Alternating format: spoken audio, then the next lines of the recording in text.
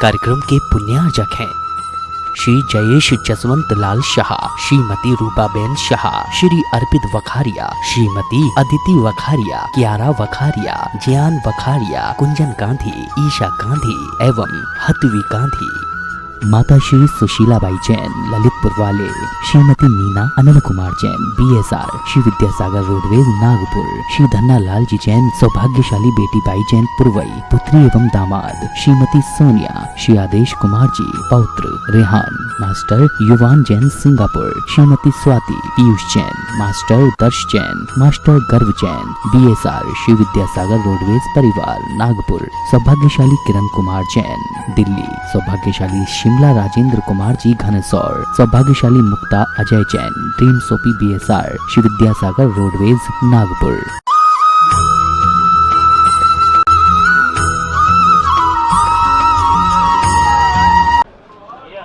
जय श्री ओम नमः सिद्धेभ्यः सर्वमंगल मांगल्यम सर्वकल्याणकारकं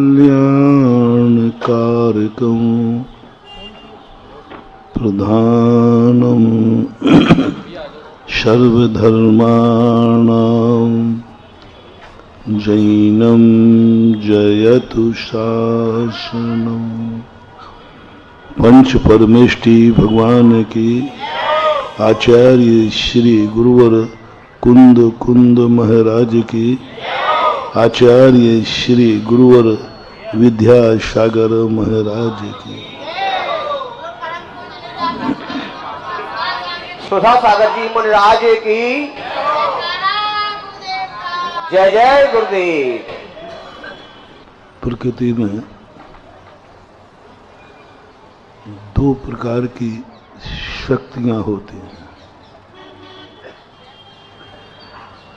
एक नियत शक्ति होती है। नियत शक्ति के अनुसार एक ही व्यक्ति परिणमन कर सकता है जो पूर्णतः शुद्ध हो, क्योंकि नियत शक्ति वो पावरफुल शक्ति है जिसे हर व्यक्ति पचा नहीं सकता। नियत शक्ति वो एनर्जी है जिसे कोई सहन नहीं कर सकता। संसार में आज तक कोई भी व्यक्ति पैदा नहीं हुआ जो प्रकृति की नियत शक्ति को सहन कर ले, क्योंकि उसमें इतना तेज पावर होता है, इतना तेज पावर होता है कि जैसे ही वो पावर तुम्हारे पास तक आता है तुम फ्यूज हो जाओगे। बल्ब छोटा हो, पावर ज्यादा हो तो बल्ब क्या होता है, फ्यूज हो जाता है। और यदि तुमने ज्यादा भी कुछ किया तो स्पार्किंग हो सकती है। थोड़ा भी छेड़छाड़ किया तो तुम्हें बहुत नुकसान हो सकता है। उसके लिए हमें शुद्ध बनना पड़ेगा। परमात्मा एक ऐसी शक्ति है जिन्हें हम अरहंत और सिद्ध कहते हैं। मूल रूप से सिद्ध परमेष्टि एक इतनी पावर शक्ति है, इतनी पावर शक्ति है कि वो प्रकृति की नियत को एडजस्ट कर लेते हैं, डाइजेस्ट कर लेते हैं। अनंत शक्ति, अनंत ज्ञान, जितना ज्ञान भगवान को है, नियत ज्ञान जो है, उतना ज्ञान अपन को हो जाए तो अपन पागल हो जाएंगे। विज्ञान और अधिक ज्ञानी अंत में ज्यादातर पागल होकर मरते हैं। हमने प्राय देखा, जो बहुत विद्वान होते हैं उनका अंत में जाकर के बहुत गड़बड़ हो जाता है। अवस्था के अनुसार ज्ञान होना चाहिए। यदि हम बालक को MA MSc का ज्ञान दे देंगे, बालक घबरा जाएगा, भयभीत हो जाएगा।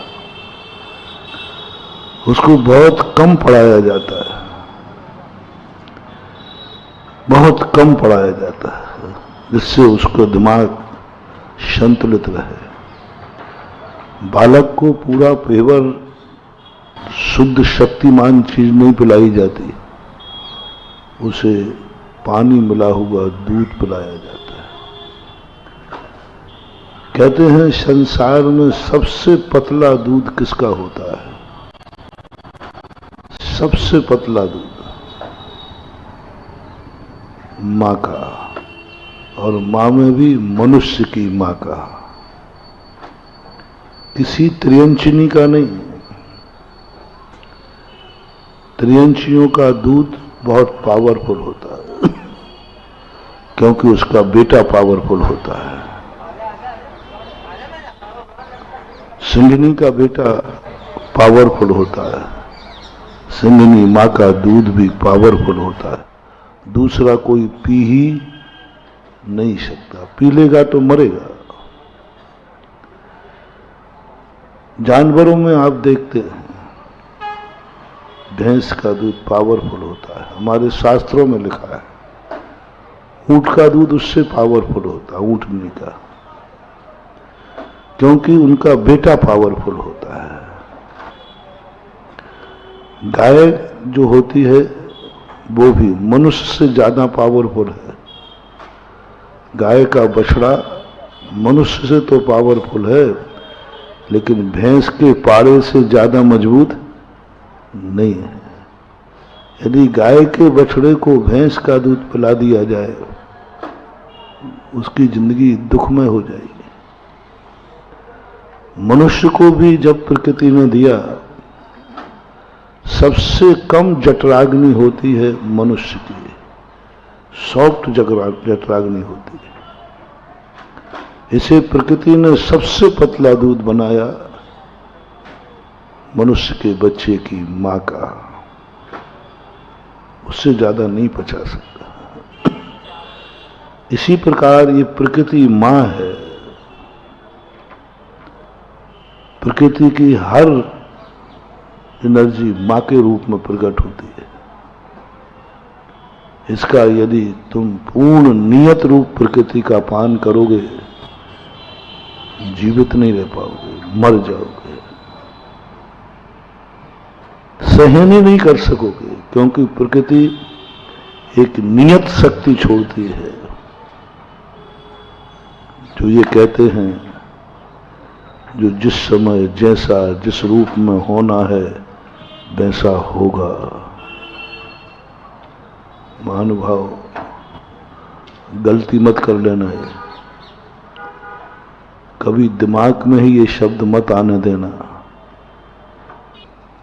जो जिस समय जैसा होना है वैसा होगा, मैं कुछ नहीं कर सकता, मेरे हाथ में कुछ भी नहीं है, ये बात कभी अपने दिमाग में आने मत देना। और खास तौर से जब तुम किसी कार्य को शुरू कर रहे हो, किसी कार्य को शुरू कर रहे हो, कहना ही है, तो जब तुम कार्य में फेल हो जाओ तो फिर कह देना ऐसा ही होना था सो हो गया। कब कहना? मरीज तुम्हारी गोदी में तुम्हारा बेटा, और उस समय तुम कहो जैसा होना होगा होगा, उस दूसरे की किस्मत में जुड़ेगा। ध्यान रखना, हत्या का दोष लगेगा। उस समय तो क्या करना है, जितने जल्दी बन सके उतने जल्दी ट्रीटमेंट। अब उसके बावजूद ही मर गया तो अब बोलो वही बात, ऐसा ही होना। 3-4 दिन मैंने इस सारी दुनिया की साइकोलॉजी की, सारी दुनिया एक गलत मार्ग पे जा रहे हैं, ये सबसे बड़ा अपशगुन है, गलत नहीं है। सारी सही चीजें सगुन होती हैं ऐसा नहीं है। कुछ सत्य चीजें ऐसी हैं जो सत्य होकर के भी हमें स्वीकार नहीं करना चाहिए, सत्य होकर के हमें दूसरे को स्वीकार नहीं कराना चाहिए। सत्य है वो अपशगुन हो जाएगा। जैसे मैं आपसे पूछता हूं, राम नाम सत्य है, ये बात अच्छा है कि बुरा? अर्थ सही है ना? पक्का? अब जब भी तुम कोई काम करोगे मैं बुलवाऊंगा राम नाम सत्य है। अरे क्यों भाई, आपने कहा, मैंने तो कुछ, आप लोग पता नहीं कैसे हो, आप किसी चीज मंगलाचरण करोगे। हाँ, हमारे प्रवचन की शुरू करते कहते कह दिया कि राम नाम सत्य, मैं आ रहा हूं तो लौट हो जाऊंगा। और महाराज जी आप लौट गए, मैंने कौन सा गलत बोल दिया? राम नाम सत्य बोला है। अब घर में कोई मकान का नागल कर रहे हो और चल राम नाम सत्य है, राम नाम सत्य है, कैसा लगेगा बोलो ना? सत्य है कि नहीं, लेकिन शगुन नहीं है, शुभ नहीं मानते। सारी दुनिया ने प्रस्ताव पास कर लिया है कि यह बात मरने के बाद बोलना। सारी दुनिया ने प्रस्ताव पास कर लिया कि ये बात सही है, लेकिन किसी कार्य के शुरुआत में नहीं बोलना। ये जनपद सत्य है। क्यों किया ऐसा? किन पूर्वजों ने किया ऐसा? कब से हुआ? किसने किया? इतने पवित्र शब्द को, इतने पवित्र शब्द को अशुभ मान लिया, सारी दुनिया ने मान लिया। और यदि आप कहते हो कि नहीं महाराज आज से अपन पलट देंगे, तो हम सबको नियम दिलाएंगे। घर से बाहर निकलते क्या क्या निकलना? राम नाम सत्य। घर में बेटा बहू का विवाह हो, जब प्रवेश कराओ तो क्या कहना? और भावना पड़ती हो क्या कहना? बोलो ना, है हिम्मत? सत्य को क्यों स्वीकार नहीं कर रहे हो? किसने चलाया ये? किसने इसको अशुभ कर दिया? मुझे इस पर जब शुरू में मैंने सुना तो मैंने कहा ये गलत है, इसको मैं बदलूंगा। सबसे कहूंगा आज के बाद हर मांगलिक कार्य में यही वाक्य बोलना। और मैंने भी सोचा कि मैं भी प्रवचन इसी से शुरू करूंगा, मंगलाचरण। मेरा मंगलाचरण क्या होगा? अरहंत नाम। प्लानिंग बना ली थी मैंने, फिर इनमें मैंने बहुत दीर्घ दृष्टि से सोचा, ओहो सत्य है लेकिन अवशगुन है। क्योंकि राम नाम सत्य यदि तुम शुरुआत करोगे जिंदगी का, जिंदगी जी ही नहीं पाओगे। जिंदगी जी नहीं पाओगे जैसे रामचंद्र जी नहीं जी पाए। जिंदगी दुखमय हो जाएगी, क्योंकि संसार सत्य से नहीं चलता है, सत्य से चलता है परमार्थ। सत्य से संसार मिटता है, चलता नहीं है। सत्य से संसार खत्म होता है। संसार की सारी स्थितियां खत्म हो जाती है। इसलिए सत्य को संसार मार्ग नहीं कहा, मोक्ष मार्ग कहा। जिनको मोक्ष मार्ग में चलना है उनको सत्य व्रत लेना है। सत्य व्रत को शुरू किया। उन्होंने कहा कि हमें मोक्ष जाना चाहते हैं, तो क्या करना है? बोले तुम्हें अहिंसा का पालन करना है, तुम्हें सत्य बोलना है। कब कहा? संसारी को नहीं कहा, संसार में जीने वाले को नहीं कहा। सत्य व्रत दिया जब किसको? उन्होंने कहा कि मैं इस संसार को खत्म करना चाहता हूं, मैं इस संसार में नहीं रहना चाहता हूं, मैं इस संसार में नहीं जीना चाहता हूं, मुझे संसार से ऊपर उठना है। तो उन्होंने कहा ठीक है, सत्य की पटरी पकड़ो, संसार छूट जाएगा, परमार्थ आ जाएगा। क्यों बताया? संसार में जीने के लिए क्यों नहीं बताया? मोक्ष मार्ग आते ही कहा तुम मोक्ष मार्ग में जाना है तो सत्य को स्वीकार करो, संसार मिट जाएगा, तुम संसार से ऊपर उठ जाओगे, तुम मुमुक्षु कहलाओगे। और मुमुक्षु का लक्ष्य मोक्ष है, तुम मोक्ष जाओगे। इसलिए मैं इस वाक्य को, इस सत्य को बुरा तो कहूंगा नहीं, सत्य तो सत्य है, लेकिन तुम्हें स्वीकार करने की बात कह रहा हूं। सत्य मुझे इतना अच्छा है, बहुत प्रिय है, क्योंकि मैं संसार में रहना नहीं चाहता। मुझे नहीं चाहिए धन दौलत, मुझे नहीं चाहिए मकान जायदाद, मुझे नहीं चाहिए कुटुंब परिवार, मुझे नहीं चाहिए घोड़ा गाड़ी, मुझे नहीं चाहिए पंच इंद्रियों के विषय, मुझे नहीं चाहिए इतना सारा ठाट बाट। क्या क्या चीजें तुम्हें नहीं चाहिए है, पहले वो लिस्ट दो।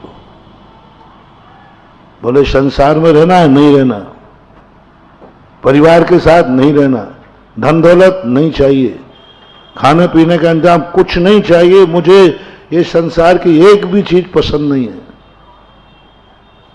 एक भी चीज पसंद नहीं है। नहीं, धन दौलत कम हो तो ज्यादा कर दूं, फिर तो ठीक है ना। ओहो, माता तसला महावीर से पूछती है, बेटा कुछ कमी हो तो मुझे बतला, क्या कमी लग रही है तुझे? माता ने कहा, मां संसार में जितना सब कुछ है उनमें से मुझे कुछ भी पसंद नहीं है। अब क्या करोगे? कुछ नहीं है, संसार ही पसंद नहीं है, मुझे नहीं चाहिए, कुछ भी नहीं चाहिए, 6 खंड का राज भी नहीं चाहिए। चक्रवर्ती को दीक्षा लेने के समय बात आई तो देवता देखने आ गए, बोले चक्रवर्ती मंदिर क्यों जा रहा है, चक्रवर्ती दीक्षा क्यों ले रहा है? सारी दुनिया मंदिर आती है, देवता कभी दर्शन करने नहीं आते, क्योंकि सब जानते हैं कि बेचारा परेशान है, कुछ वस्तुएं उसके पास नहीं है, नहीं कमा पा रहा है, या कोई संकट ऐसा है, इसलिए सब लोग मंदिर जाते हैं। बराबर, सबकी सहमति हो तो आगे बढ़ो। मेरी जिंदगी में दुख आवे नहीं और जो मैं चाहता हूं वो हो जावे। ये दो के अलावा तुमने बताओ कभी मंदिर गए हो तो बता दो, कभी माला फेरी हो तो बता दो, यहां भी आए होगे तो सब मालूम मुझे, चिंता मत। गुरु से और मां से तुम क्या छुपाओगे? कोई छुपाने की जरूरत भी नहीं है। 2 ही स्थान तो ऐसे हैं जहां दिल खोल के कहो तुम्हारा कोई नुकसान नहीं होगा, डॉक्टर से, मां से, गुरु से अपनी कमी कभी मत छुपाना, नहीं तो बर्बाद हो जाओगे। यदि डॉक्टर से अपनी कुछ छुपाया तो क्या होगा? और मां से छुपाया तो, और गुरु से छुपाया तो फिर भगवान ही जो कुछ भी है। क्योंकि ये स्थान ऐसे हैं जिन स्थानों पर तुम जितनी अपनी कमी बताओगे वो तुम्हें सजा नहीं देगा बल्कि गले लगा लेगा। अदालत में झूठ बोलना वहां तो चलेगा, वहां तो नहीं मना करो। दुनिया के सामने झूठ बोलना, कितनी बड़ा अपराध कर देना, एक ही शब्द कहना मैंने किया ही नहीं। क्या बोल रहा मैंने, और तुमने किया है पक्का है। बस 3 स्थानों पर झूठ मत बोलना। यशोदा मैया श्री कृष्ण की बस इसी बात पर से, श्री कृष्ण जी बहुत झूठ बोलते थे। वो दही की मगड़िया फोड़ के आए ना, दही का सबने, तुमने दही फोड़ा क्या? नहीं फोड़ा। एक ही उनको रटे हुआ था, मैं नहीं माखन खायो मैया, मैं नहीं माखन, मैंने किया ही नहीं। मां ने कहा सबको भगा करके, सबके सामने मां अपने बेटे का पक्ष लेती है, तो मेरा बेटा बोल रहा वही सही है। अंदर ले जाकर के बोलती है कन्हा कोई एक दिन की शिकायत नहीं है, और कोई छोटे मोटे लोग नहीं बोल रहे हैं, हमारे समाज के, हमारे नगर के प्रतिष्ठित लोग हैं, माननीय लोग हैं, ये कभी किसी से झूठ बोल ही नहीं सकते, और ये तो अपने खुद संबंधित लोग हैं और तुझे बहुत चाहते हैं, ये झूठ नहीं बोल सकते। कन्हा सही बोलो, तूने मक्खी फोड़कर खाई है कि नहीं? तो भैया मैं झूठ कब बोलता हूं, मैंने तो झूठ बोला ही नहीं है। बोले तूने कहा नहीं कहा? मां तू थोड़ा ऊंचा सुनती है, थोड़ा गौर से सुनो। बोले क्या क्या सुनो? तूने तो कहा था मैं नहीं माखन खायो मैया। बोले थोड़ा ऊंचा सुना तो सुना। आप कह रहे मैं नहीं माखन खायो मैया, मैं नहीं माखन खायो। बस उसी समय वैष्णव दर्शन में देवताओं ने आकर के पुष्पवृष्टि कर दी। देवताओं ने आकर के बोले बस ये नाटक क्यों किया कन्हैया ने, क्यों किया कन्हैया ने ये नाटक?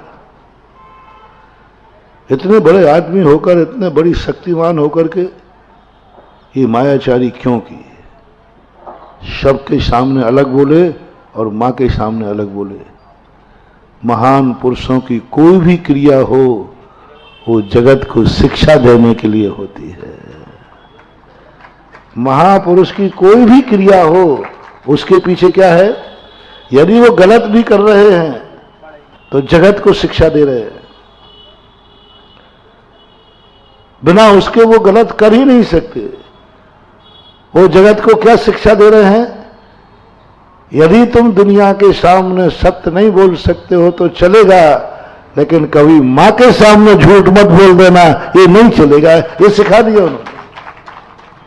मां से सही बोल देना, गुरु से सही बोल देना, डॉक्टर से सही बोल देना, क्योंकि ये तुम्हारे ऊपर विश्वास करके इनको तुम्हारी जिंदगी बचाना है, बर्बाद नहीं करना।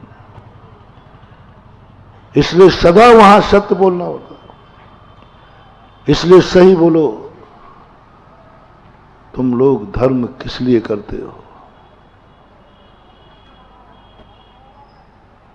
कुछ पाने के लिए, दुख को मिटाने के लिए। ये 2 कारण गृहस्थ के पास हैं। कभी कभी मुझे भी शामिल कर लेना, पूरा तो नहीं लेकिन कभी कभी मैं भी कुछ पाने के लिए भगवान को नमोस्तु कर सकता हूं। मैं भी कष्ट को दूर करने के लिए नमोस्तु कर सकता हूं, करता हूं। मैं अपने कष्टों को दूर करने के लिए नहीं, आपके कष्ट दूर करने के लिए करता हूं। अभी शांति धारा करके आया, किसके लिए? मेरी तो इच्छाएं कुछ है नहीं, तुम्हारी इच्छाएं पूर्ति करने के लिए कभी कभी माला फेर लेता हूं कि इनकी इच्छा है। मैंने एक बहुत पहले एक कविता लिखी थी नए वर्ष पर। नया वर्ष मुबारक हो, नया वर्ष मुबारक हो, मेरे लिए नहीं मेरों को। नया वर्ष मुबारक हो, मेरे लिए नहीं मेरे को। है नया वर्ष, मैंने तो वृक्ष बनने की साधना कर ली है। मैंने तो वृक्ष बनने की साधना कर ली है। सर्दी गर्मी बरसात सहन करने की साधना कर ली है। लेकिन मेरे भक्त रास्ते में थके हुए जब मेरी छाया में आए तो उनको छाया दे देना, इतने पत्ते दे देना। हे नया वर्ष, इतने फल दे देना। कोई भूखा मेरे छाया में आए तो उसका पेट भर जाए। नया वर्ष मुबारक हो, मेरे लिए नहीं जो मेरी छाया में आवे वो। चाहे अपने लिए मांगो चाहे दूसरे के लिए मांगो, मांग तो लिए ही। बड़े आदमी नीचे यदि नोट पड़ा हो ना तो स्वयं नहीं उठाते, तो बॉडीगार्ड चलते ना उठा लेंगे, क्योंकि स्वयं उठाएंगे तो जो इज्जत के खिलाफ है। तो दूसरे से कह देते नौकर ये उठा ले, देख नोट पड़ा है। तो चाहे तुमने उठाया है, नौकर से उठाया, वो एक स्टैंडर्ड मेंटेन है। चाहे हमने याचना की अपने लिए और या हमने याचना की तुम्हारे के लिए, याचना तो कर ही ली ना। संसार तो मांग ही लिया ना, अपने लिए नहीं मांगा। तुम थोड़े बड़े आदमी हो, महाराज हो ना, तो तुम कैसे मांगते कि हमारे लिए बहुत अच्छा व्यापार धंधा अच्छा चल जाए। हाँ, आप बड़े आदमी हो ना, भक्त के लिए मांग लिया कि भक्त का चल जाए।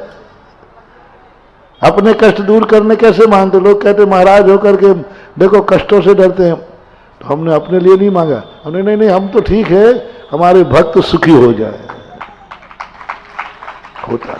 लेकिन कुछ ना कुछ हमारे, और सत्य वो मांग सकता है जो कहता है ना मेरे लिए कुछ चाहिए ना मैं दूसरों को दूंगा। मेरा भाव है मैं इस संसार से ऊपर उठ जाऊं। चक्रवर्ती जब मंदिर गया, देवता देखने आ गए, ये कैसे जा रहा मंदिर, इसको क्या कमी है? हजारों लोग प्रतिदिन मंदिर आ रहे थे, हजारों लोग और जा रहे, एक भी देवता ने नहीं देखा, ये क्यों जा रहा है? अवधिज्ञानी होते हैं देवता, उन्होंने जान लिया कोई किसी से परेशान है, कोई कुछ दुख है, किसी को कुछ चाहिए है। पढ़ने वाले विद्यार्थी जा रहे हम पास हो जाएं, इंटरव्यू आ रहा हम इंटरव्यू में पास हो जाएं, सबकी कोई ना कोई इच्छा। चक्रवर्ती क्यों जा रहा है? इसको क्या कमी है? इसको क्या कमी है? ये क्यों मंदिर जा रहा है?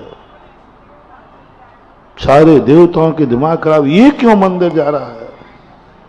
ये क्यों अस्पताल जा रहा है? ये तो पूर्णतः स्वस्थ है।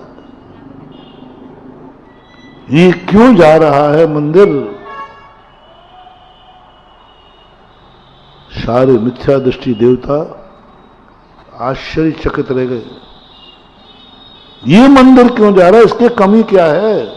अक्षय निधियां भरी, लोग धन दौलत को जाते हैं,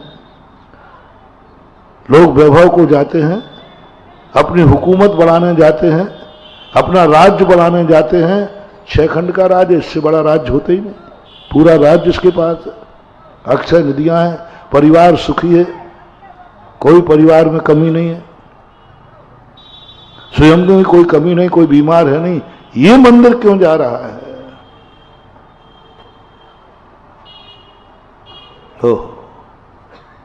तब सम्यक दृष्टि देवता कहते हैं ये मंदिर संसार के लिए नहीं जा रहा है, इस सारे पुण्य के उदय से मिले हुए वैभव से ये ऊब गया है, ये संसार से ऊपर उठना चाहता है। राजाओं से भी, राजगद्दी से भी ऊब गया है। दीक्षा लेते ही सारे देवता खड़े थे। क्या कमी थी चक्रवर्ती तेरे पास? क्या कमी थी? बोले सब कुछ मेरे पास था, यही कमी थी। मैं सबसे ऊपर उठना चाहता हूं। तब जिडवाणी कहती है तुम सत्य का अनुसरण करो, क्योंकि तुम्हें अब संसार अच्छा नहीं लग रहा है। सत्य का अनुकरण करो, और सत्य का अनुकरण करोगे संसार खत्म हो जाएगा, तुम परमार्थ में स्थित हो जाओगे। सत्य का अनुकरण करोगे, भक्त नहीं भगवान बन जाओगे। सत्य भक्त बनने के लिए सत्य की जरूरत नहीं है, भगवान बनने के लिए सत्य की जरूरत है। भक्त बनने के लिए नहीं, भक्त बनने के लिए सत्य की जरूरत नहीं, लेकिन भगवान बनने के लिए सत्य की जरूरत है। अब यदि तुम संसार में रह करके सत्य के साथ जिंदगी जीते हो, जी नहीं पाओगे, नहीं जी पाओगे। मैंने बहुत सर्वे कर लिया है। एक मां अपने बेटे के साथ सत्य का व्यवहार नहीं कर सकता। मां यदि सत्य का नियम ले ले, बेटा मर जाएगा, निपुति होना पड़ेगा सत्य के कारण से, सत्य के कारण से। बेटा मां जो खा रही थी, लड्डू रखे थे, बेटा मचल गया मैं ये खाऊंगा, और मां जानती है ये इसको बाबा ले गया। बोलो माताओं, इसके बिना एक बार बताओ कोई माई यहां बैठी हो जिसने कभी अपने बेटे से झूठ न बोला हो?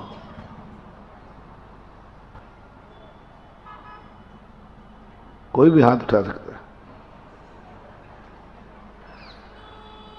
जिसने कभी झूठ न बोला हो। और मेरा दावा है जिसने बेटे से कभी झूठ नहीं बोला हो उसका बेटा जिंदा रह ही नहीं सकता, वो निपुति जरूर होगी।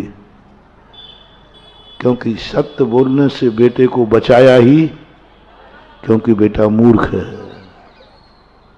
क्योंकि बेटा मूर्ख है। मूर्ख के सामने सत्य बोलोगे, मूर्ख भी मरेगा और तुम निपुति हो जाओगे। सत्य ज्ञानी के सामने बोला जाता है, सत्य समझदार के सामने बोला जाता है, सत्य जो मुमुक्षु हैं उनके सामने बोला जाता है, सत्य सम्यक दृष्टि के सामने बोला जाता है, सत्य जो मोक्ष जाना चाहते हैं उनसे बोला। और मोक्ष जो जाना चाहता है उसका नाम सम्यक ज्ञानी है। सम्यक ज्ञानी से सत्य बोलने में कोई बाधा नहीं।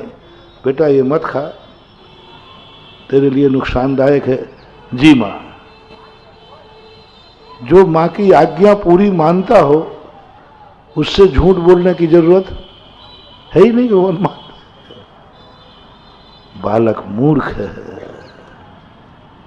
वो तुम्हारी आज्ञा नहीं जानता। तुमने 100 बार मना कर दिया, बेटा मत खा, ये नुकसानदायक है, बहुत नुकसान करेगा। वो मानते ही नहीं, क्योंकि मूर्ख है, मानता ही नहीं। वो कहता तुम कहती है तो तू कहे।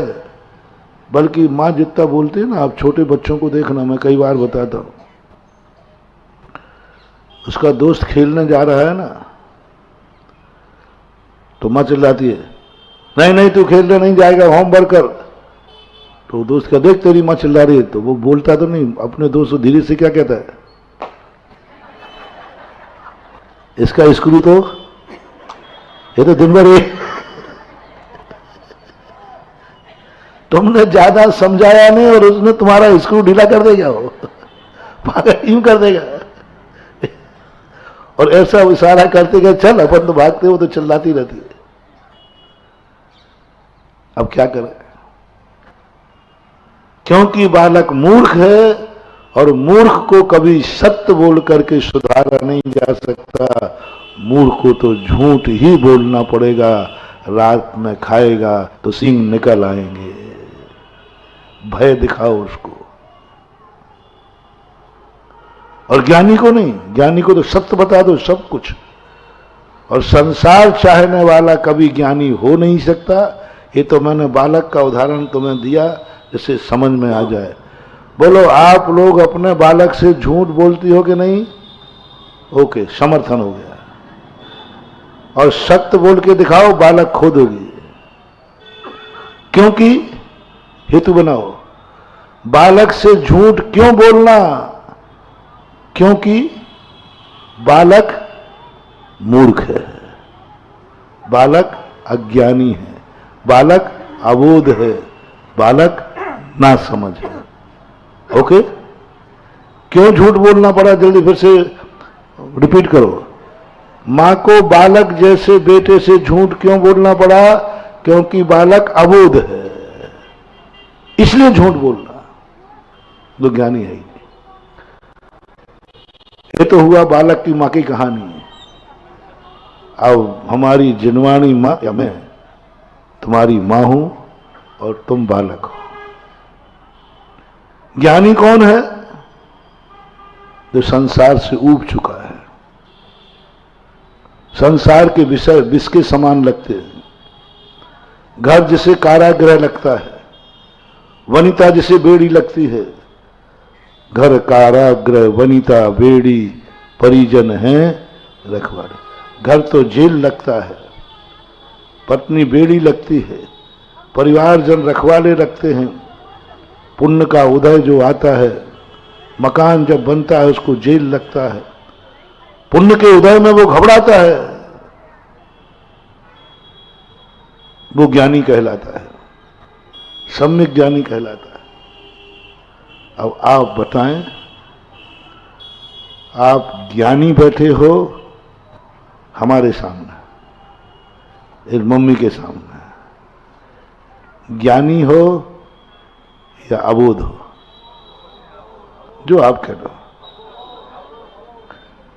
थोड़ा जोर से बोलो ना, वो बोलना ही पड़ेगा।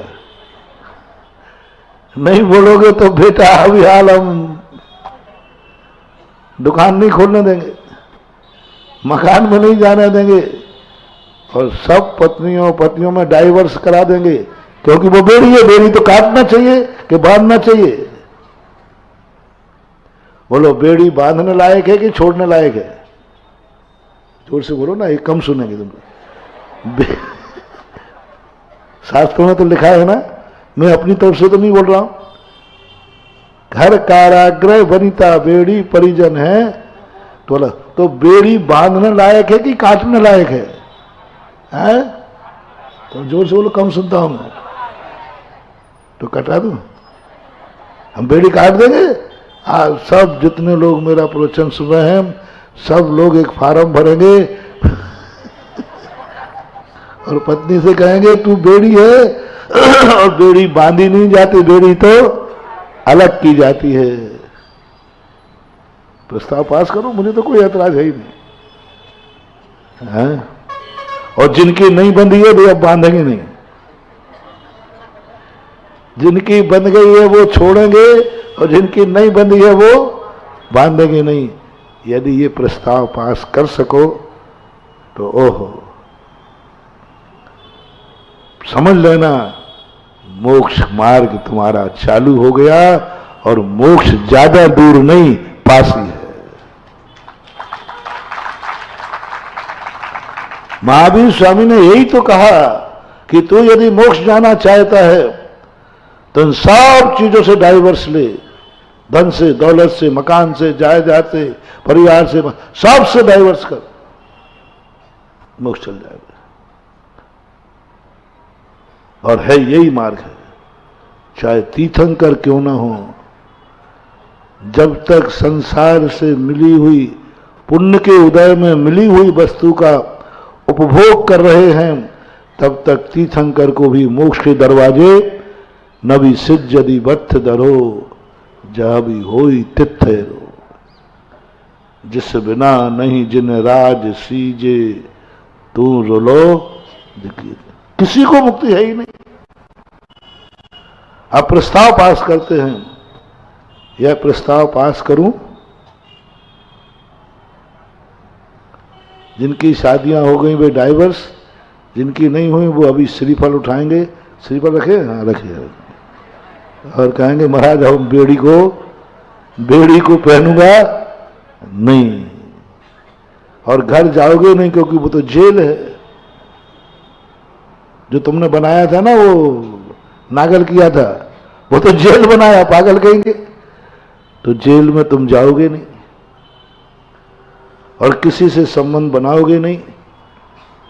यदि आपकी सबकी मंजूरी हो तो प्रस्ताव करूं, और क्या फिर सत्य का प्रवचन होगा, क्या सत्य का प्रवचन होगा। तुम मेरी सेना होगी, मैं तुम सत्यवादियों का सरदार होऊंगा। मजा आएगा। सत्य का प्रवचन होगा, सत्य पर स्वीकार करेंगे और प्रकृति को चुनौती देंगे। हमने सत्य स्वीकार कर लिया है, तुम्हारी नियत धारा हमें मान है। कल प्रवचन कहा था, नियत मुझे मान है, प्रकृति जो तेरा नियत है वह मैं स्वीकार करता हूं, क्योंकि मैं संसार से ऊपर उठना चाहता हूं। ये नियत, ये सत्य, इतनी शर्तों के साथ कौन स्वीकार कर रहा है? कुर्सियों पर बैठे बैठे नहीं, आप लोग भी हाथ उठा सकते हो। स्टेज वाले, अरे बेफालतू काय को उठा रहे हो?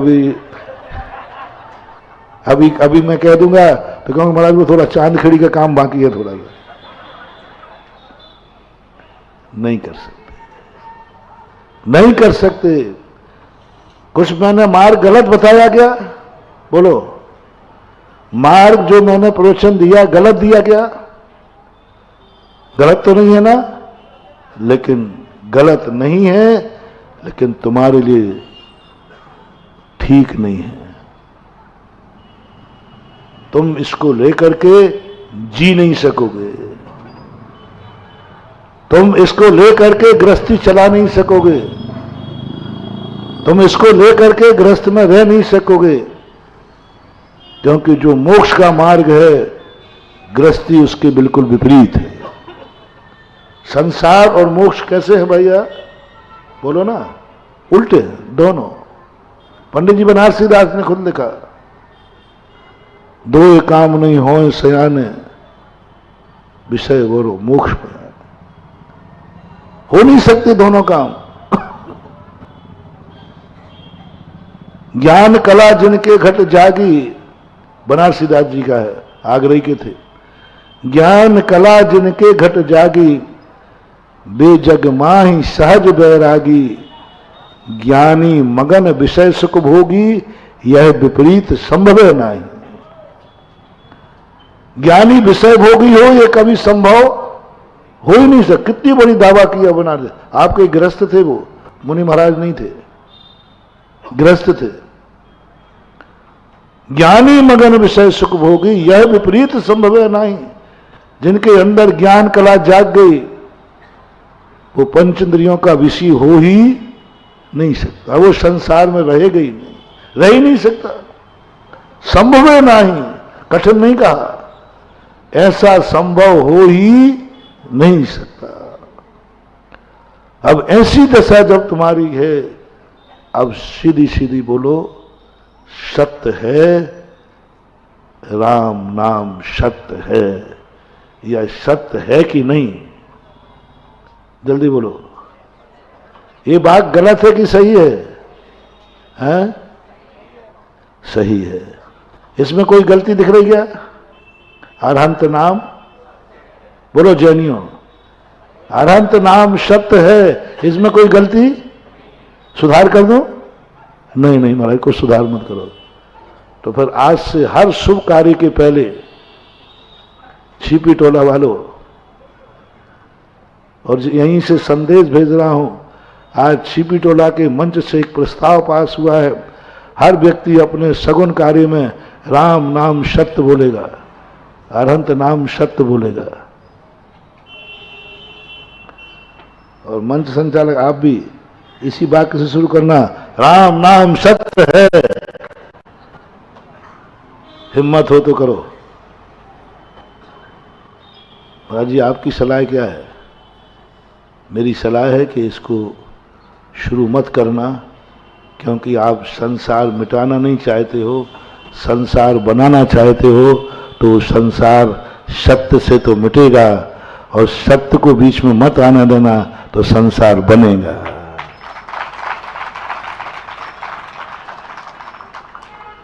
राम नाम सत्य कैसे कह दूं? संसार का कार्य कर रहे हैं,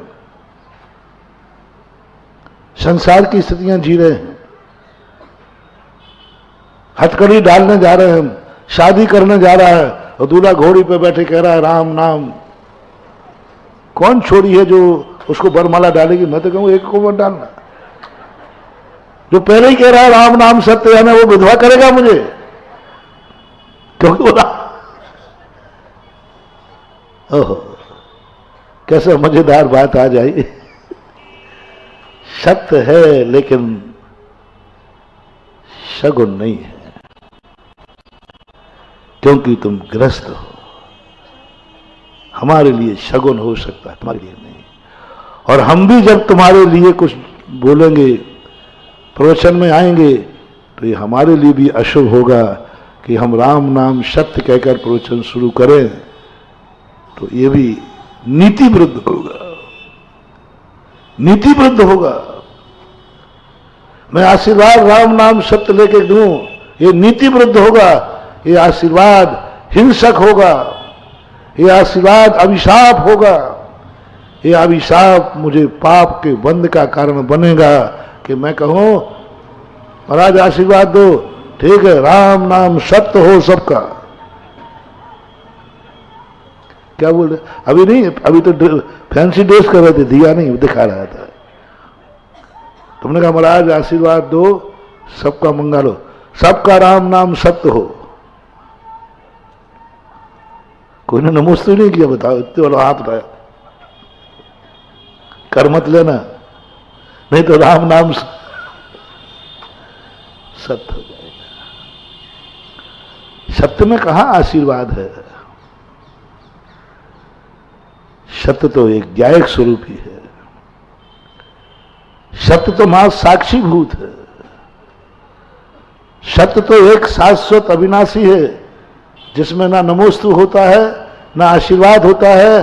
सत्य तो सत्य होता है, ये तो व्यवहार है। सत्य निश्चय है, और निश्चय में बंध बंधक भाव नहीं होता। निश्चय में नमोस्तु आशीर्वाद नहीं होता। निश्चय तो शाश्वत अविनाशी त्रिकाली शुद्ध की दशा का नाम है, और उसमें व्यवहार बनेगा ही नहीं। उसमें तो प्रवचन भी नहीं होता, ना प्रवचन देता है और ना प्रवचन सुनता है। उसमें तो ना भगवान होता है और ना भक्त, कुछ होते ही नहीं, बस है। उससे हमारी ये मैंने प्रकृति की नियत बनाई। कभी जिंदगी में ये विचार मत लाना जो जिस समय जैसा होना है वैसा होगा नहीं। और ऐसा यदि तुम्हारे मन में भाव आ जाए तो मैंने सब कुछ बता दिया। नियत तो ये है, तुम अकेले आए थे, अकेले रहो और अकेले ही मरो। नियत तो ये है, आत्मा शुद्ध थी, है और शुद्ध ही रहो। नियत तो ये थी कि तुम्हें कुछ भी नहीं करना है। मात ना तुम पर के करता हो ना पर के हरता हो। नियत तो ये है कि तुम अजर अमर अविनाशी हो।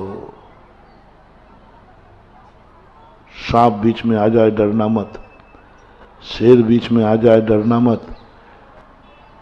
यदि किसी को सत्य की अनुभूति हो गई हो तो आगरा में चारों तरफ रेल की पटरियां बिछी हैं, उसके सामने लेट जाओ, ट्रेन आ रही है, ये कह के मैं तो अजर अमर अविनाशी हूं, ट्रेन मुझे मार नहीं सकती। है हिम्मत? सत्य तो यही है। बोलो, सत्य में आत्मा अजर अमर अविनाशी है कि नहीं? बोलो, सब लोग बोलो। तो बैठो ना पटरी, पटरी में तो वो रेलवे स्टेशन वाला खड़े, ऐसे करो, 5-5 सेल्फास की गोलियां खाओ, जो नहीं खाओ। देखो क्या होता है। सत्य है, हिम्मत हो तो करो। आत्मा अजर अमर अविनाशी है, आत्मा कभी मरती नहीं। और संसारी व्यक्ति सबसे ज्यादा किससे डरता है भैया? है? विश्व का सबसे बड़ा आश्चर्य है ये, जो मौत निश्चित आना ही है, और सबसे डर किससे लग रहा है? मरने से। तुम ही नहीं, मैं भी डरूंगा सबसे ज्यादा मौत से, और वही निश्चित है। सबको मरना है। बोलो, सबको मरना है कि नहीं? तो बम गिरवाऊं ऊपर से? अरे महाराज जी, गड़बड़ मत करो। क्या बात है? सत्य है, मरना सबको एक दिन है, लेकिन दुनिया में व्यक्ति मरने के लिए जन्म नहीं लिया है, जीने के लिए जन्म लिया है। और महावीर स्वामी ने मरने की बात नहीं कही, जियो और जीने दो की बात। कितनी बड़ी बात! और मरना सत्य है। और यही सत्य है कि आत्मा अमर है। जब आत्मा मरती नहीं है तो हम क्यों नीचे देख के चले? अरे आत्मा पे चींटी पे पैर पड़ गया, वो तो मरना ही नहीं है आत्मा तो।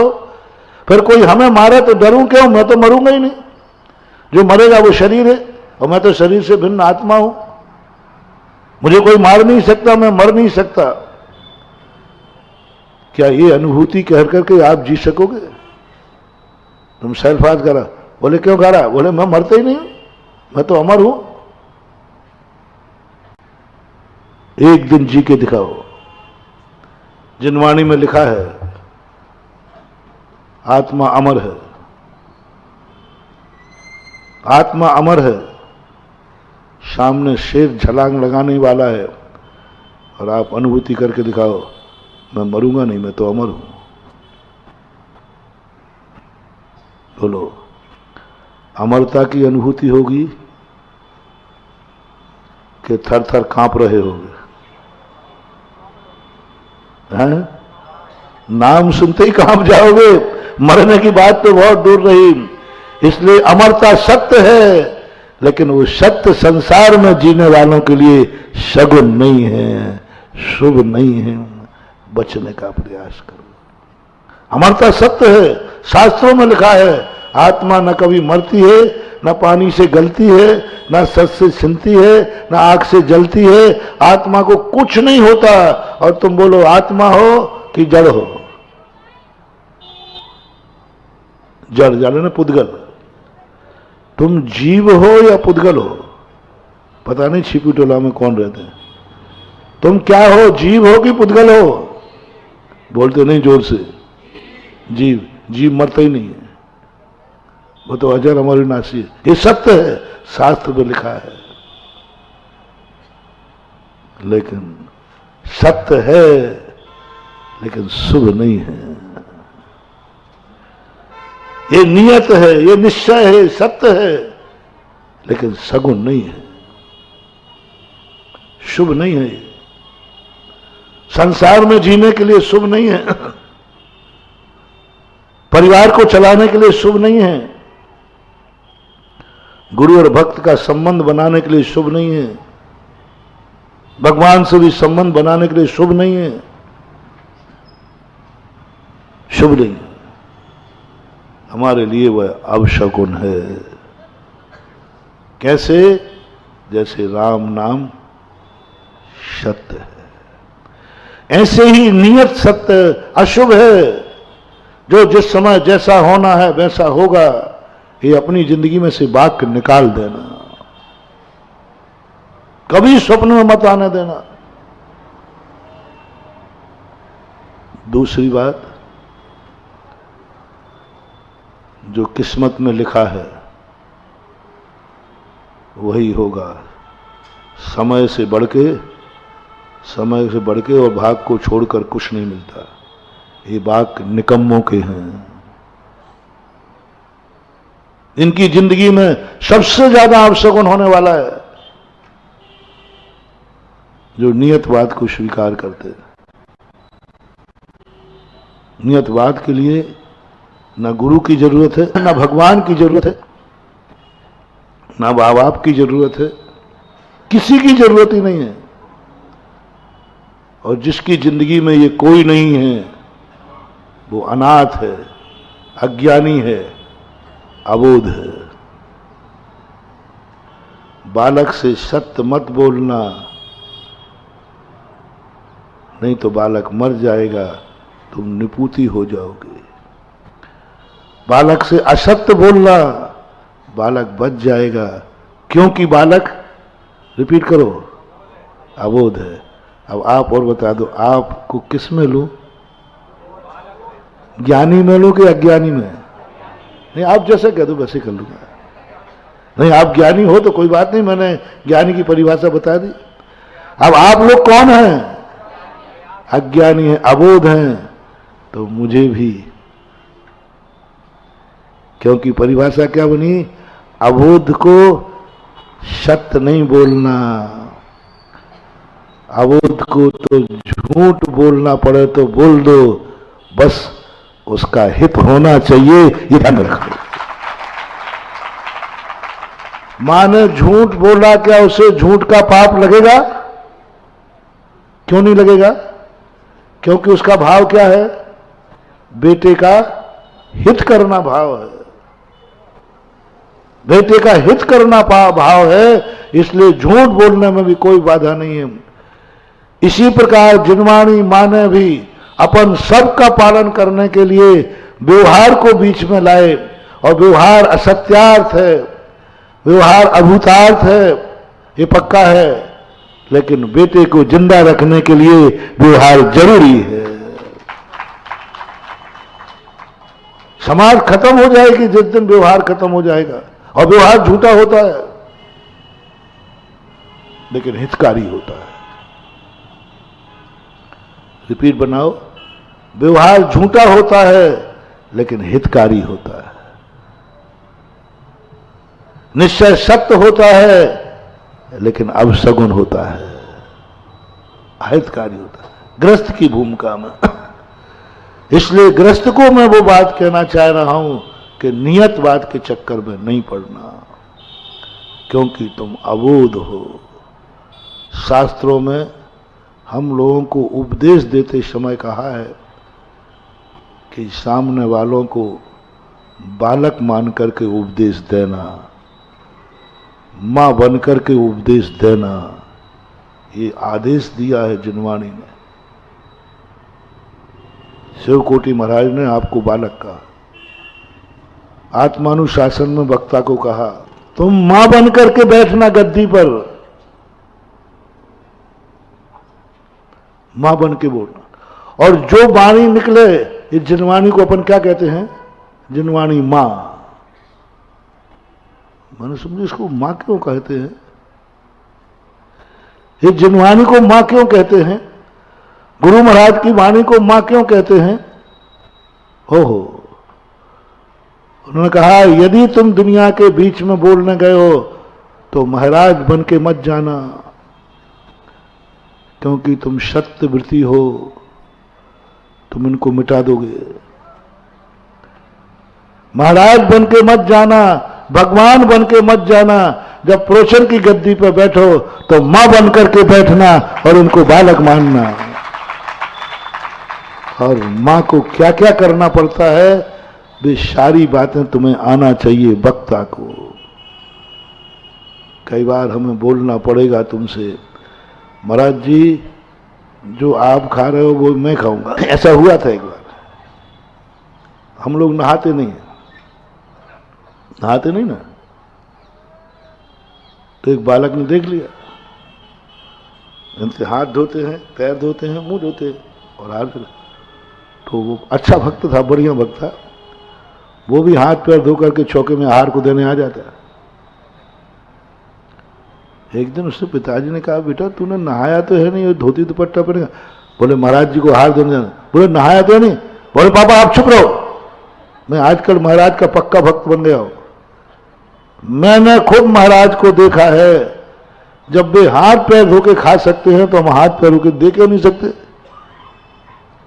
पिताजी तो घबरा गए, बेटा तू क्या इतने दिन से ऐसे ही जा रहा, हम तो महाराज जी की नकल करते हैं। उसके पिताजी आ गए, बोले महाराज जी 3-4 दिन से अनर्थ हो रहा है। मैंने क्या बात हो गई। वो बेटा बिना नहाया आहार दे रहा। मैंने क्यों। वो तो कहता महाराज जी भी ऐसे ही करते हैं तो हम भी ऐसे ही करेंगे। अरे मैंने कहा ये अच्छा भक्त है, ऐसा मूर्ख भक्त कहाँ मिलेगा। मैंने उसको बुलाया, मैंने कहा बेटा क्या बात। बोले महाराज जी मैंने आपको शुद्धि करते देखा है। ओहो, अब मुझे पता चला कि पहले महाराज लोग अकेले में शुद्धि क्यों लेते थे। क्योंकि तुम जैसे मूर्ख बालक देख रहे हो ना। अरे हमें शुद्धि सबके सामने करने में, अभी मैं यहीं स्टेज पे शुद्धि कर लूं कोई गलत नहीं, क्योंकि हमें करना क्या है बोलो ना। हाथ धोना है, पैर धोना है, थोड़ा सा मुंह धो लूंगा। अब इतना धोने के लिए पर्दे की क्या जरूरत बताओ भाई। कायदा से बोलो ना, कोई जरूरत नहीं। उन्होंने कहा कि शुद्धि अकेले में लेना जहां ग्रस्त नहीं देख रहे हो। उस दिन मुझे पता चला, इसलिए कहा कि ये बुद्धू है, कल के दिन यही नकल कर लेंगे। तब मैंने कहा कि भाई क्या बात। तो मैंने हाथ पैर धोए उसी के सामने। मैंने कहा इतने, हाँ महाराज जी इतने मैं करता हूं, इतने कर बिल्कुल यहाँ पे। मैंने कहा अब मैंने शुद्धि करने के बाद क्या किया। बोले आप मंदिर जा रहे हैं। तो मैंने कहा मैंने कपड़े तो नहीं पहने। बोले नहीं पहने। तूने शुद्धि करने के बाद कपड़े क्यों पहने, आधी नकल क्यों करता है। नकल कर तो पूरी कर। अब शुद्धि के बाद जो मैंने किया वो तू कर, और ऐसे ही हार को निकल तू। नहीं वो मुझे शर्म लगती है इसलिए कपड़े पहनते हैं। तो फिर मैंने कहा आ गया बेटा। मैंने कहा जिनको शर्म लगती है वो यहां से नहाते हैं, और जिनको शर्म नहीं लगती वो यहां से नहाते हैं। उसको समझ में आ गया। बोलो महाराज कल से नहा लूंगा। अब बोलो बालक को सत्य दिखाऊं, यदि सत्य रूप में प्रवचन में दिखाऊं तो उन्होंने स्पष्ट मना कर दिया, मां बन के जाना। तुम्हारी वाणी जिनवाणी मां जानी जाएगी। और गुरु का कोई भी वाक्य हो, मां का वाक्य समझ करके ग्रहण करना। मां के सामने कभी झूठ बोलना नहीं, और मां झूठ बोले बिना रहेगी नहीं। देखो दोनों की संधि बैठा रहा हूं। बेटे को क्या आदेश है बोलो। जिंदगी में कितनी बड़ी गलती हो जाए, कभी मां के सामने झूठ, और कितना ही लाडला बेटा क्यों ना हो, मां बेटे के सामने सत्य न बोले। मां की सुरक्षा जब ही है जब वो झूठ बोलेगी, और बेटे की सुरक्षा जब ही है जो मां के सामने सत्य बोलेगा। बोलो सत्य और असत्य का कॉम्बिनेशन कैसा रहा। सत्य और असत्य का दोनों विरोधी है कि नहीं। सत्य और सत्य विरोधी है कि नहीं है, बिल्कुल विरोधी है। लेकिन मां और बेटे दोनों बन जाओ, सत्य और सत्य का कॉम्बिनेशन बैठ जाएगा। दुनिया के सामने नहीं। झूठ बोलना है तो मां बन के बोलो, और सत्य बोलना है तो बेटा बन के बोलो। यदि संसार में जीना है, अकेले सत्य पर नहीं जियोगे। संसार संबंध से चलता है, सत्य से तो मैंने कहा ना मोक्ष मार्ग चलता है। अब सत्य और उसका कॉम्बिनेशन बनाओ, मैचिक बनाओ, सत्य दोनों को एक साथ मिलाओ। कब मिलेगा। तो अब तुम्हें दुनिया में कभी झूठ बोलना है तो मां बन के बोलना, यानी सामने वाले का हित का विचार करके झूठ बोलना। मां का झूठ का अर्थ क्या है। मेरे झूठ बोलने से इसका हित हो जाएगा तो तुम मां बन गए उस समय। मेरे सत्य बोलने से इसका नाश हो जाएगा, तुम धर्मात्मा बोलने लायक नहीं हो, तुम मां बन करके। अब जिन जिन को जब जब जहां जहां जिस रूप में बोलना है, झूठ बोलने की याद छूट है, क्या बन के? मां बन के। मां बन के बोलो झूठ, खूब जम के बोलो, दुकान पे बोलो, व्यापार में बोलो, घर में बोलो, जहां बोलना है बोलो। बस क्या बनना है? लक्ष्य क्या है? सामने वाले का हित होना चाहिए। तुम्हें झूठ बोलना है तो 100 बार बोलो। और मां कभी बेटे का हित कर ही नहीं सकती, इसलिए उसको झूठ बोलने की छूट दी है। मां कभी बेटे का हित कर नहीं सकती, इसलिए झूठ बोलने का उसको छूट दी है। अब आपको झूठ बोलने की आज छूट दी जाती है। बस एक नियम लेना है, मैं कभी जिससे बोलूंगा उसका अहित कभी नहीं चाहूंगा। जाओ, झूठ बोलने की छूट है। और तुम बालक हो, जो तुम्हें दिखे कभी कि ये मेरा हितैषी है, ये गुरु है मेरा कभी अहित नहीं करेंगे, ये भगवान है मेरे, ये जिनवानी माँ है मेरी, तेरी माँ है जन्म देने वाली, तेरा गार्जियन है। बस एक बात ध्यान में रख लो,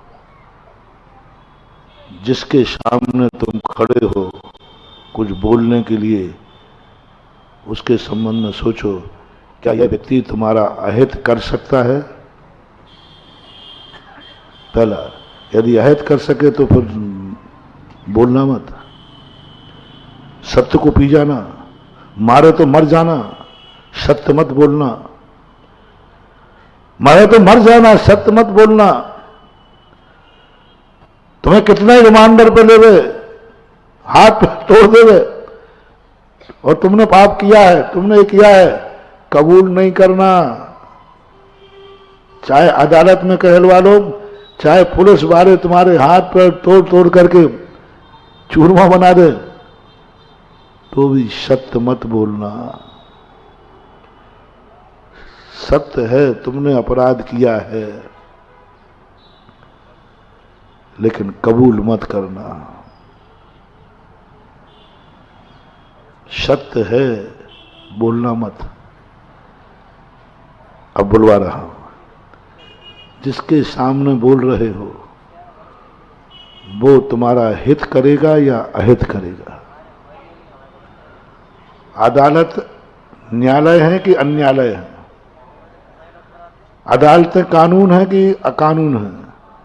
अदालतें धर्म है कि अधर्म है? जल्दी बोलो। अदालतें अधर्म है तो उसको लोग अधर्मालय लिखो आवाज से। बस इतना सोचना है कि ये कानून है और कानून धर्म है और धर्म मेरी मां है। बस धर्म मेरी मां है। महानुभाव, चाहे भली फांसी मिले, मां के सामने कभी झूठ मत बोलना। फांसी लगना भी तुम्हारे हित में है, क्योंकि कानून धर्म है, धर्म हमारा मां है, मेरा हितैषी है। न्यायालय लिखा है हमारे कानून में, न्यायालय है, और जहां न्याय मिलता हो वहां झूठ नहीं बोला जाता। चलो वो न्यायालय में तो आजकल न्यायाधीश ही जो बेईमान हो गए, तो तुम्हें पता चले कि न्यायाधीश बेईमान है तो फिर नहीं बोलना, फिर तो कहना साहब मैंने किया ही नहीं। और तुम्हें पता चले कि न्यायालय में न्यायाधीश सत्य का निर्णय करेगा, फिर झूठ मत बोलना। अब बोलो, तुम्हारी जन्म देने वाली मां कैसी है? हित का विचार करती है या अहित का? अपनी अपनी मम्मी से बताओ, जोर से बोलो।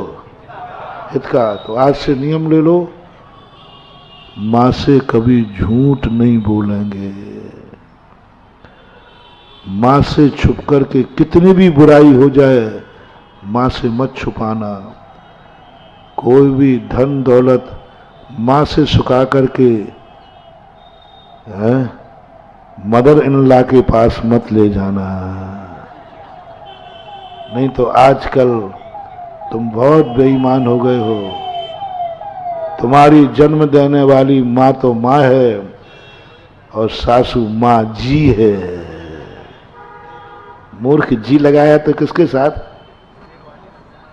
पहले मैं समझता नहीं था, महाराज जी ये मेरे पापा जी हैं।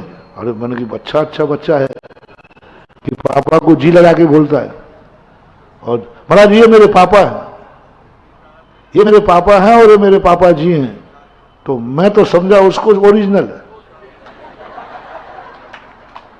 तो मैंने उसको अच्छा आशीर्वाद दिया। अरे नहीं महाराज जी ये मेरे ससुर साहब है। तो मैंने तूने जी लगाया? बोले कलयुग है, संसार में ऐसे ही होता है। सगे पापा को कोई जी लगा के नहीं बोलता और ससुर साहब को, माँ को माँ जी मम्मी नहीं बोल, माँ जी नहीं बोलता, और लेकिन सासू माँ जी। हाँ, तो आज तुम्हारे लिए माँ से झूठ मत बोलना। यदि माँ हित करती है तो उससे छुपा करके कोई पैसा मत रखना। एक बात, पिता तुम्हारा हितैषी है कि दुश्मन है? अब अंत में समय हो रहा है, मैं और अपनी पूछ लूं।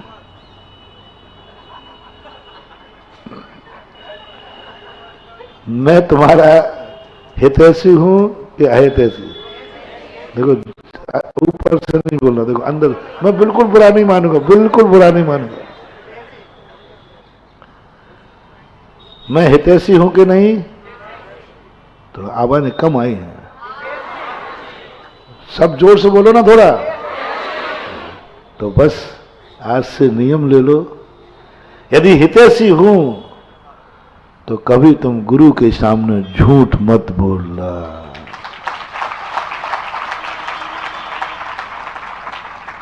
और यदि मैं तुम्हारा गुरु हूं तो मुझे पूरी झूठ बोलने की छूट रहेगी, क्योंकि मैं गुरु हूं।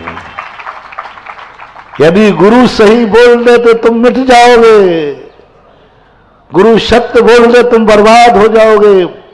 गुरु सत्य बोल दे तो आज ही सबका डाइवर्स करना पड़ेगा और घर पे जेल खाने का बोर्ड लगाना पड़ेगा। बोलो मैं सही बोलूं? मैं सही बोल रहा हूं कि तुम्हारे पति पत्नी संबंध बेड़ी है, परिजन रखवाले हैं और जितने मकान बने सब जेल है। आज से इन सब पर बोर्ड लगा दो, फलाने अपराधी का जेल। सत्य बोलो है तो मुझे झूठ बोलने की पूरी छूट है, क्योंकि मैं तुम्हारा गुरु हूं। और तुम्हें झूठ बोलने की किंचित भी छूट नहीं है, क्योंकि तुम मेरे भक्त हो। कॉम्बिनेशन, गुरु का झूठ, भक्त का सत्य। हाँ, मजा आ जाएगा रे, मजा आ जाएगा। संसार का संसार चल जाएगा और दुर्गति नहीं होगी। मोक्ष मिले या नहीं मिले, सत्य और सत्य का कॉम्बिनेशन हो जाए तो नरक और त्रियंच गति से तुम बच जाओगे। लेकिन असत्य गुरु के लिए छूट है, तुम्हारे लिए नहीं। तुम्हें तो क्या लेना है गुरु के सामने? सत्य।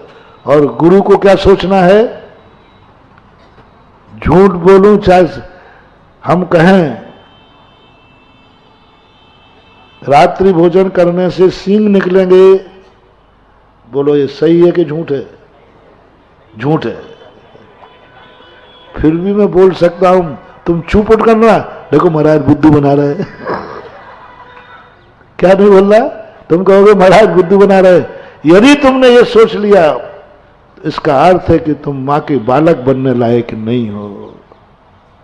बोलो, जब मां ने कहा बाबा ले गया, बालक ने कितना विचार किया? बोलो, नहीं मां बुद्धू बना रही है, वो तुम बाबा ले गया, हाँ बेटा ले गया, एक्सेप्ट करता है।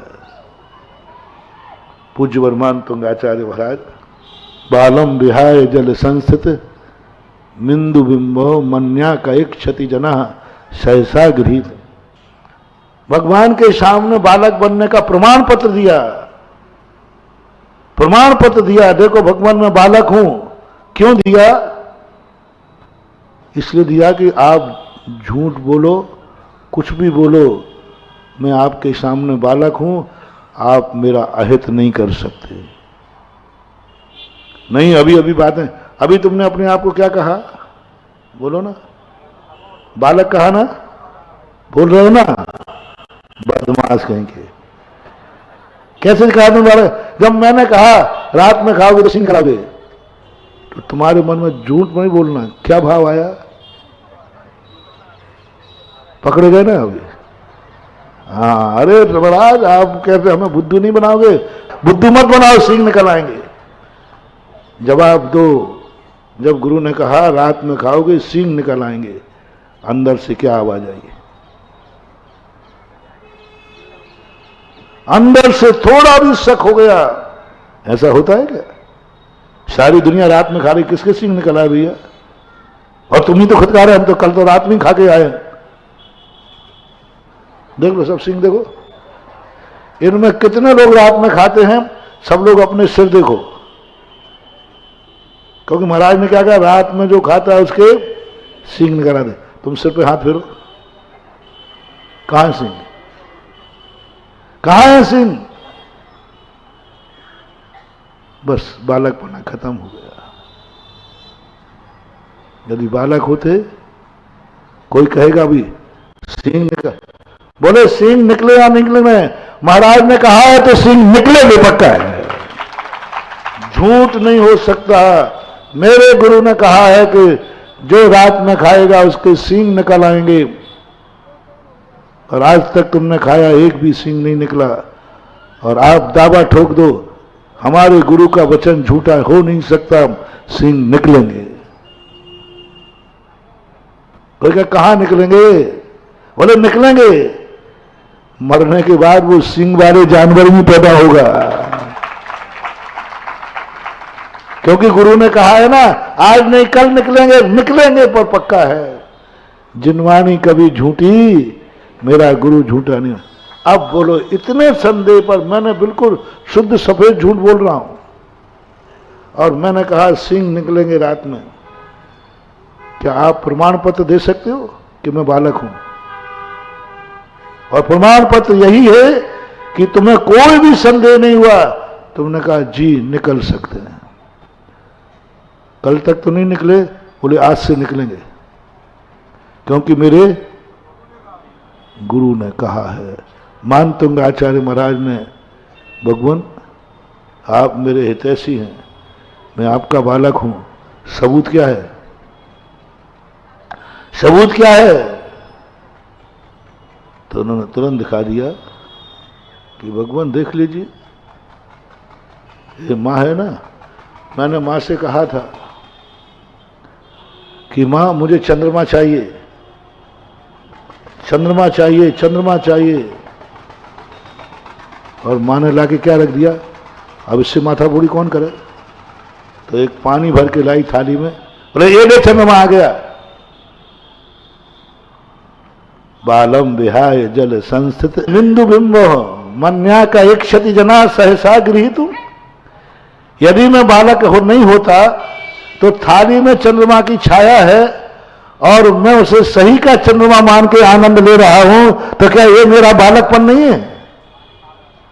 बोलो, बालक में जब थाली में चंद्रमा देखा तो उसे कैसा लगा? नकली चंद्रमा के असली चंद्रमा? बालक को बताओ, उसको आनंद कौन सा आया? असली चंद्रमा का आनंद आया है।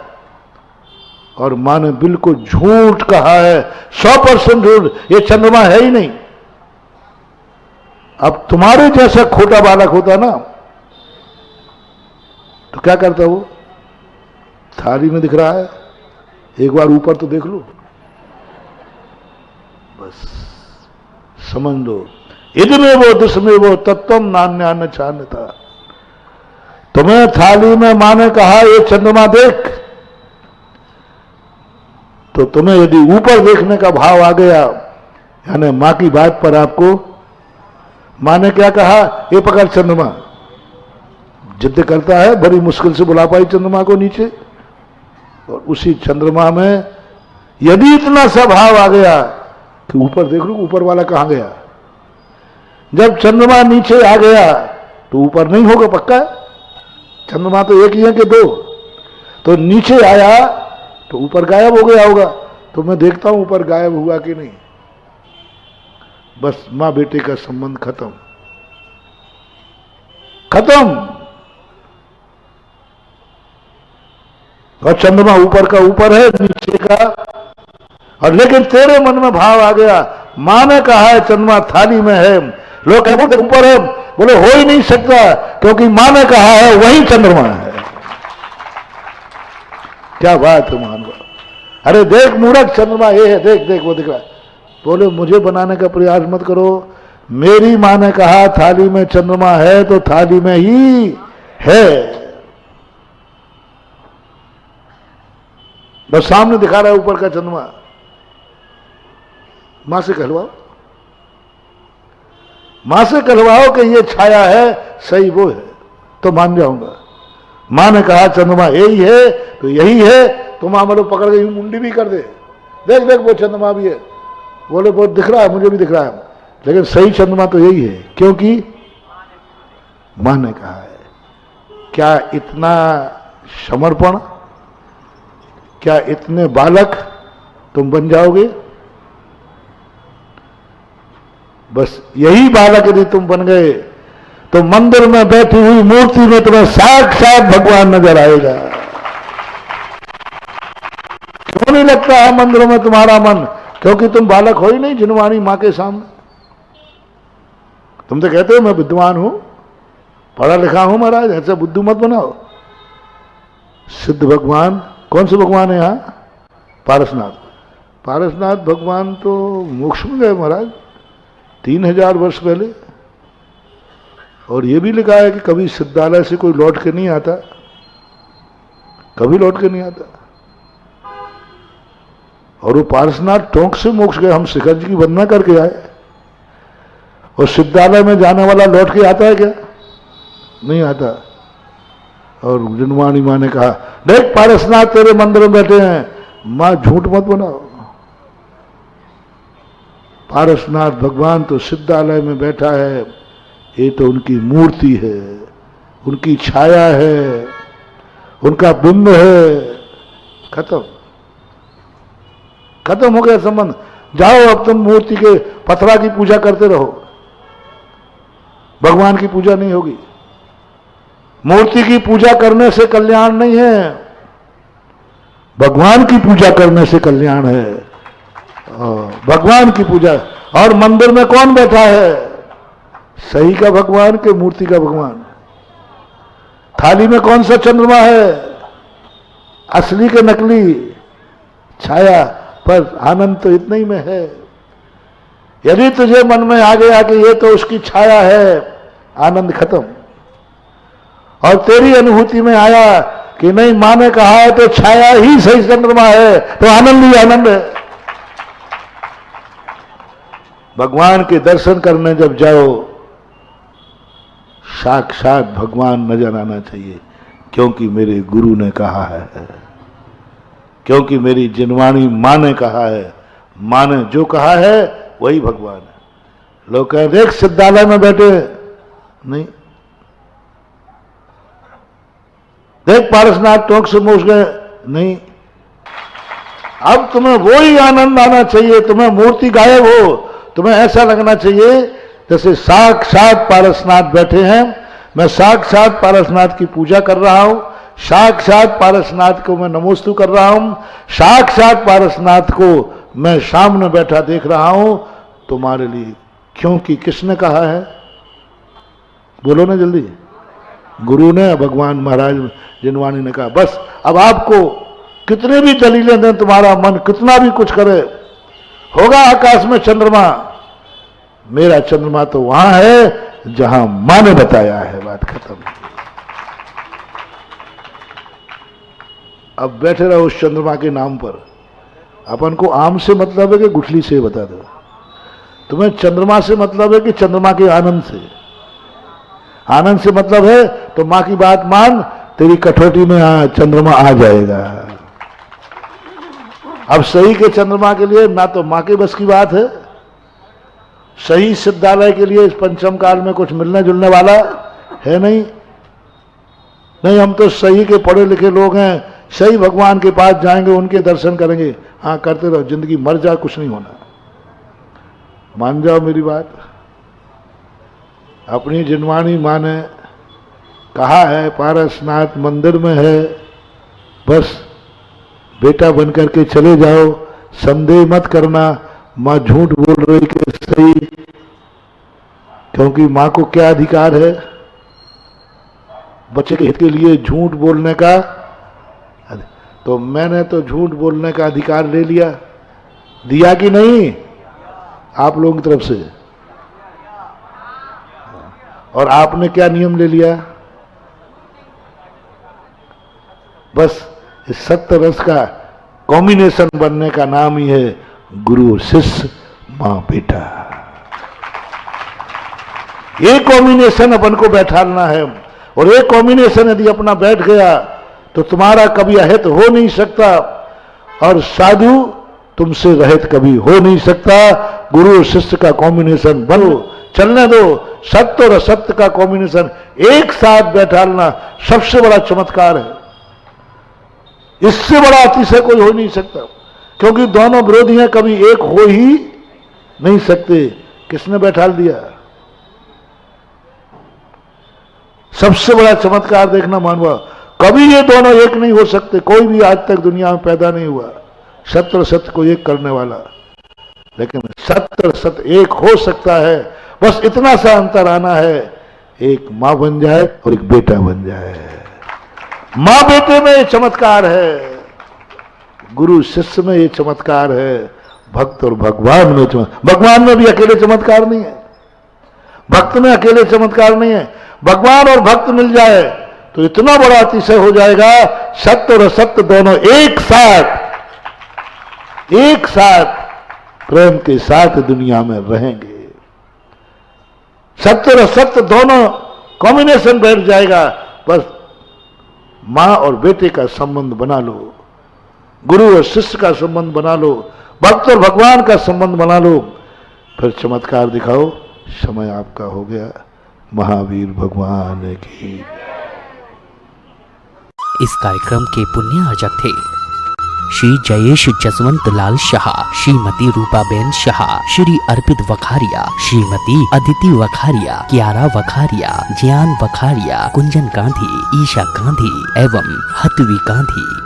माता श्री सुशीलाबाई जैन ललितपुर वाले, श्रीमती मीना अनिल कुमार जैन BSR श्री विद्यासागर रोडवेज नागपुर, श्री धन्ना लाल जी जैन सौभाग्यशाली बेटी बाई जैन पुरवई, पुत्री एवं दामाद श्रीमती सोनिया, श्री आदेश कुमार जी पौत्र रेहान, मास्टर युवान जैन सिंगापुर, श्रीमती स्वाति पीयूष जैन, मास्टर दर्श जैन, मास्टर गर्व जैन BSR श्री विद्यासागर रोडवेज परिवार नागपुर, सौभाग्यशाली किरण कुमार जैन दिल्ली, सौभाग्यशाली शिमला राजेंद्र कुमार जी घनसौर, सौभाग्यशाली Mukta Ajay Jain dream soapy BSR Shri Vidyasagar roadways Nagpur.